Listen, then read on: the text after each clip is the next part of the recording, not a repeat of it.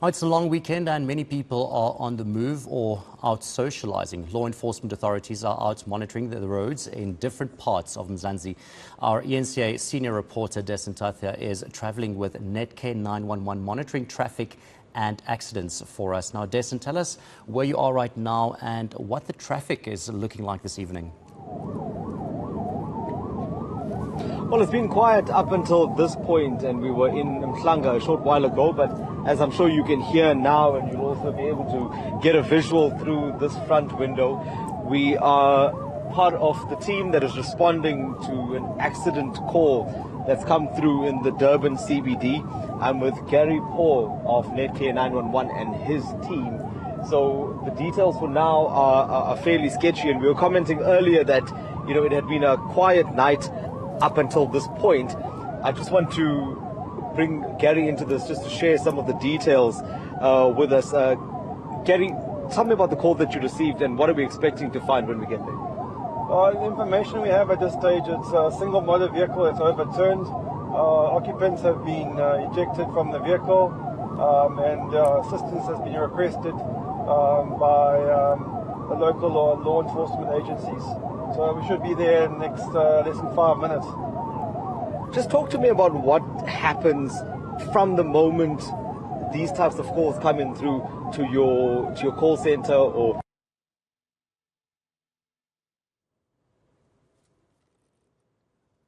to get quite busy. So what happens is the call is activated. All our vehicles are satellite tracked through GPS, and the closest, most appropriate resource gets dispatched. An advanced life support unit as well as an ambulance will be dispatched, and that will support the team already at the scene itself.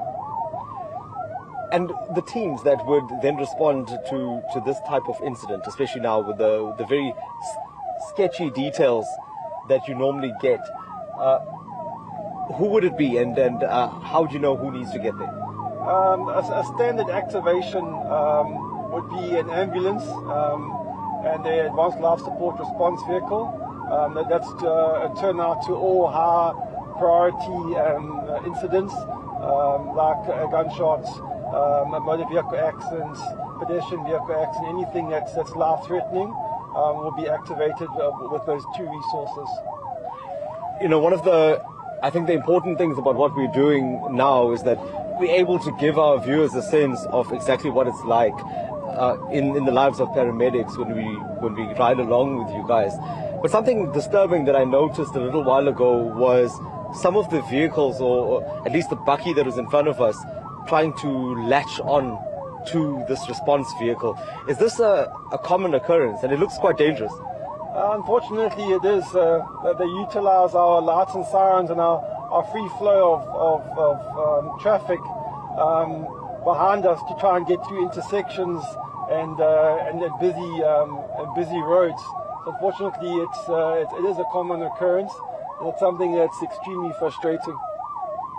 And this also, I guess, hinders your response time to a certain extent, because to use that example, this vehicle was in between you and your colleague over there in the vehicle in front. That's correct. I mean, we're chasing time.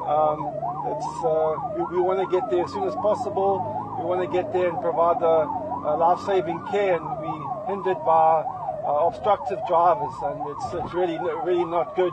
And unfortunately, like I said, it seems to be a common practice these days. And I think we're probably getting quite close to where that scene is expected to be.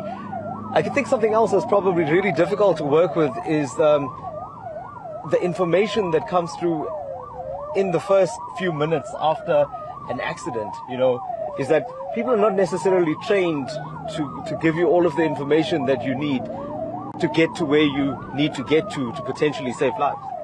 Yeah, that's correct. It gets to a stage where we only really provided with limited information, and then we have to act accordingly on that.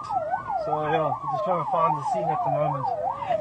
I think this also then proves the point, because, you know, time is really of the essence here, especially when these paramedics are responding to these types of scenes because of that. The limited information that comes in, they need to work fast, they need to make sure that they can get to these potential accident scenes in the quickest possible time so that they can assess the situation and then offer the care that they require.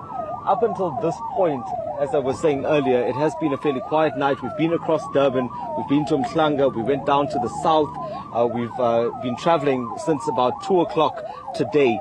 And this is probably the second call that came through to us in this team that's here. The other being a motorcyclist, a delivery person that was traveling and was knocked over.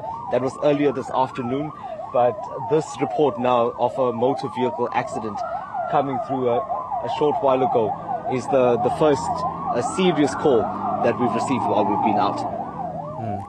Thanks a lot, Dasen. We will be chatting to Dasen a little later as well, just to find out exactly what happened there when they do get to the scene. Hopefully we can latch with him again. But of course, you know, the eThekwini Metro is one of the areas that has been identified by KZN, or in KZN, as one of the areas that is a crime hotspot this weekend, and their police presence has been deployed to that specific metro, but of course other parts of KZN as well. But like we now saw, that it's not just the police that's on high alert this weekend, but also emergency services. Dasen Thathiah, they're with Netcare 911 on the roads, and they're on their way to an accident. Apparently it's a motor vehicle that overturned. The details are still a little unknown or sketchy, as Dasen said there earlier, so hopefully we will be able to get some clarity on that story and what exactly transpired there.